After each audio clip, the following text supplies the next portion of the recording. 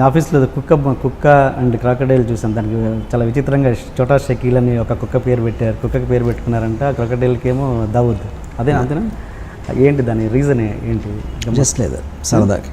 Just సరదాగా అంటే వాళ్ళ మీద కోపమా లేదా? వాళ్ళ మీద ఎందుకు కోపం అనేది? అది యాక్చువల్లీ కాంప్లిమెంట్. కుక్కకి మీరు చాలాసార్లు మీ కుక్కకి మీరు మంచి మహమ్మద్ అలీ అని పేరు పెడతారు, లేకపోతే బ్రూస్లీ అని పెడతారు. ఏ పేరు ఎవరికి పెట్టినా సరే అది ఆ పర్టికులర్ వ్యక్తి మీద మీకు ఒక కాంప్లిమెంట్ అది. ఓకే. ఉమెన్ని మీరు చూపించినంత ఎరోటిక్గా ఎవరు చూపించరు అన్నది ఓకే. అంటే ఇప్పుడు వస్తున్నారేమో కొంతమంది డైరెక్టర్స్, కానీ ఒక స్టేజ్లో మీరు చాలా ఇదిగా ఉన్నారు. ఆఫ్టర్ రంగీలా, ఊర్మిళ చూపించిన తర్వాత మీకు ప్లే బాయ్ మ్యాగజైన్ నుంచి ఒక ఆఫర్ వచ్చిందని విన్నాను, వీడియోస్ సమ్ మీద ఫిల్మ్ చేయడానికి. అది నిజమా? Not true. Not true. And మీరు ఇప్పుడు మీ వయసు తెలుసుకోవచ్చా? ఆడపిల్లల్ని రామగోపాలని వయసు మీకు ఎందుకు వయసు మీద అంత ఏమంటారు మమకారం మీకు? అంటే వయసు పెరుగుతుందని కొంచెం భయం అని వింటున్నాను. ఎందుకు? నాకు ముసలితనం అంటే భయం. నాకు ఐ హేట్ ఇట్. దేనికి భయపడని ఆర్జీవి? దానికి భయపడతాను, నా ఇష్టం దానికి ఒక్కదానికి. మరి అంత వయసు పెరుగుతున్న ఆర్జీవి గారికి 19-20 ఏళ్ళ అమ్మాయిలు క్రేజ్ ఏంటి? అంత చాలా అది గొప్ప విషయం. ఎలా సాధ్యపడుతుంది అది? అది మీరు వాళ్ళని అడగాలి. అది క్రేజ్ ఉందా లేదా, అది క్రేజా లేకపోతే నా మాటల మాయా లేకపోతే మీకు తెలుస్తుంది ఏంటి అనేది తెలుస్తుందిగా. అంతమంది టీనేజ్ గర్ల్స్ మీ చుట్టూ ఉండడం అన్నది. ఎందుకంటే వాళ్ళందరికీ కూడా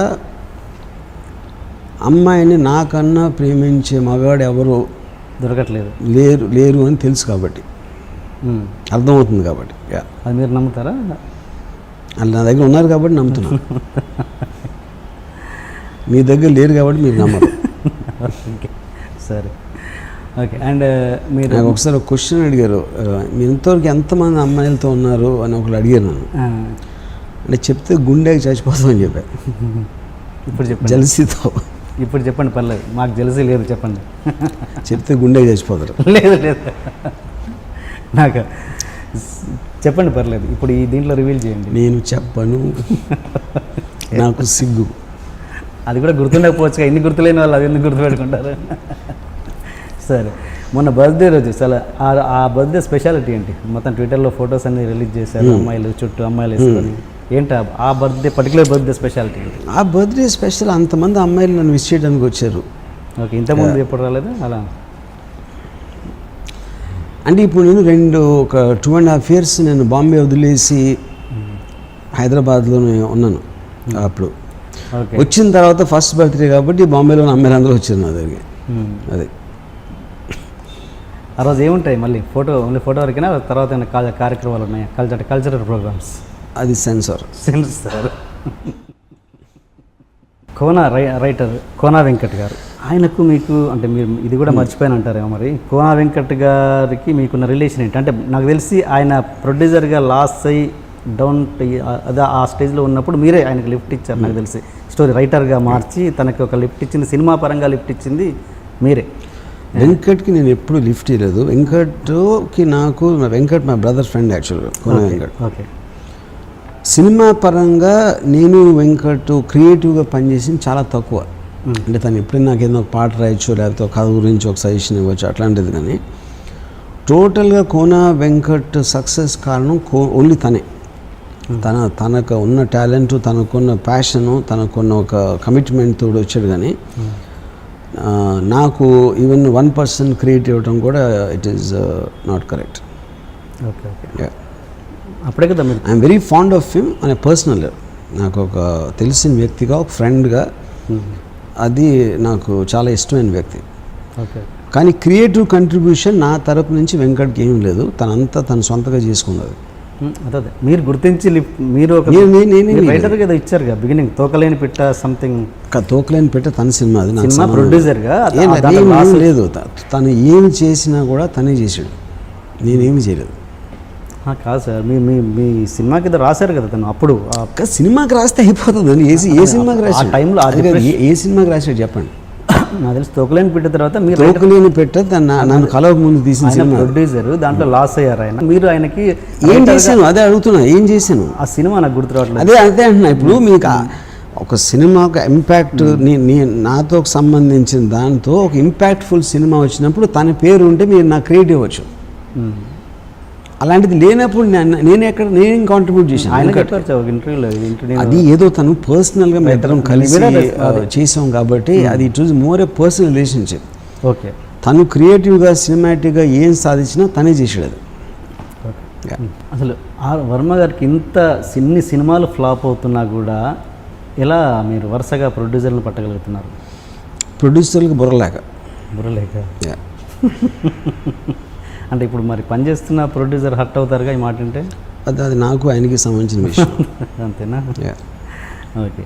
అంటే ఇన్ని ఫ్లాప్స్ ఇచ్చినా కూడా మళ్ళీ కొత్త సినిమాతో ఏదో విధంగా మీరు పబ్లిక్ని ప్రేక్షకులను అట్రాక్ట్ చేస్తారు. అంటే అంత అమాయకంగా ప్రేక్షకులను ఎలా ఉంచగలుగుతున్నారు? వాళ్ళకి బుద్ధి లేక. అంతే. మీరు క్లారిటీగా ఏది చెప్పారు కదా. ఇప్పుడు ఇంతకన్నా క్లారిటీ ఎవరు చెప్తారు? ఇంతకన్నా క్లారిటీ ఏముంటుంది? అయినా కూడా మిమ్మల్ని ప్రేమించడం బుద్ధి తక్కువ వాళ్ళది. అంతేనండి. అండ్ మీరు పెట్టిన కంపెనీకి ఈ కంపెనీ కాదు, మామూలుగా బాలీవుడ్లో బర్గర్ కంపెనీ అనే పేరు వినబడ్డది నాకు. అది ఎంతవరకు నిజమండి? బర్గర్ ఏంటది? బర్గర్ కంపెనీ అంటుంటారంట, అది ఎంతవరకు? దీన్ని మామూలుగా మీరు ఒక ఆఫీస్ మామూలుగా మీరు పెట్టారు కదా, ఒక ఆర్గనైజేషన్ పెడతారు ఇంతకుముందు ప్రీవియస్ కంపెనీ అని. వర్మ తీసే సినిమాలన్నీ మామూలుగా బర్గర్ కంపెనీ. బర్గర్ అని నాకు అర్థం. బర్గర్ అంటే ఏంటి? అంటే మన తెలుగులో చెప్పుకోవాలనుకుంటే ఉప్మా కంపెనీ అన్నట్టు. అలా అంటే ఏంటి దాని మీనింగ్ అంటే ఏదో తోసిన సినిమాలు తీస్తూ ఉంటారు అన్నట్టుగా అది ఉద్దేశం. ఇప్పుడు నేను ఈ కంపెనీలో 5 ఫిల్మ్స్ 30 crore అబౌవ్ బడ్జెట్లో తెస్తాను. ఇప్పుడు ఈ బర్గర్ సినిమాలు అని అంటే 30 crore above. Whether it is Sarkar 3 or Rai or the next one love story. ఈ 3 సినిమాలు already there in the series and then I'm making a web series for international market which is again around 25 crores budget అది. Yeah, so అది burger సినిమాలు అనుకుంటే అది burger company అవుతుంది. Burger company పెడితే మీరు నెలకి 20 లక్షలు ఖర్చు అవుతుంది ఈ ప్లేస్కి. బర్గర్ కంపెనీ పెడితే ఎట్లా అవుతుంది అది? అదే అడుగుతున్నాను నేను, ఇదే అడుగుతున్నాను సార్ మిమ్మల్ని. ఏదో మీకు వెనక శక్తి లేకుండా ఇంత ఒక వ్యవస్థను ఎలా నడుపుతున్నారు మీరు అన్నది వరుసగా కంటిన్యూస్ ఫ్లాప్స్. శక్తి లేదని ఎందుకు అనుకుంటున్నారు? నా వెనకాల ఉన్న శక్తి దేవుడు. మళ్ళీ దేవుడు అంటారు? వెంకటేశ్వర స్వామి నాకు డబ్బులు పంపిస్తున్నాడు. మీరు వెళ్ళి అక్కడ కొండలెక్కి హుండీలు వేసిన డబ్బులన్నీ ఇక్కడికి వస్తున్నాయి. లేకపోతే ఎలా నడుపుతుంది అనుకుంటున్నారు? మీకు దేవుడు నమ్మకం లేదుగా మీకు? ఆయన నమ్ముతున్నాను, నేను నమ్మను ఆయన. అంటే ఏదో వ్యక్తి ద్వారా మీ దగ్గర పంపిస్తున్నాడు. మీరు ఏదో కొత్త కాన్సెప్ట్ స్టార్ట్ చేశారు. ఏంటి? ఏదైనా ఒక ట్రైలర్ కాన్సెప్ట్ నచ్చితే ట్రైలర్గా అప్లోడ్ చేసేసి దాంట్లోంచి ఎవరైనా సెలెక్ట్ చేసుకొని సినిమాలు ఎవరైనా వస్తే సినిమాలు స్టార్ట్ చేద్దామని అలా బ్రూస్లీతో అలా ఏదో ఒకటి ప్రోమో రిలీజ్ చేశారు ట్రైలర్. అది ఎంతవరకు వచ్చింది? దాని రిజల్ట్ ఏంటండి? అది మీకు ఎవడో అర్థం కాని ఎవడో చెప్పాడు దీని గురించి. That doesn't work like that.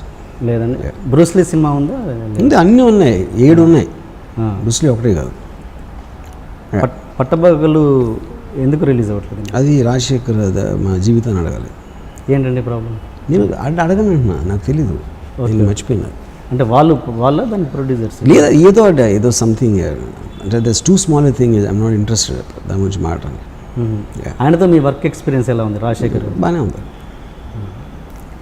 ఎంతో కొంత హ్యూమన్ టచ్ లేకపోతే ఒక మనిషికి తన సినిమాలలో ఆ హ్యూమన్ ఎమోషన్ అనేది డీల్ చేయడం చాలా కష్టం.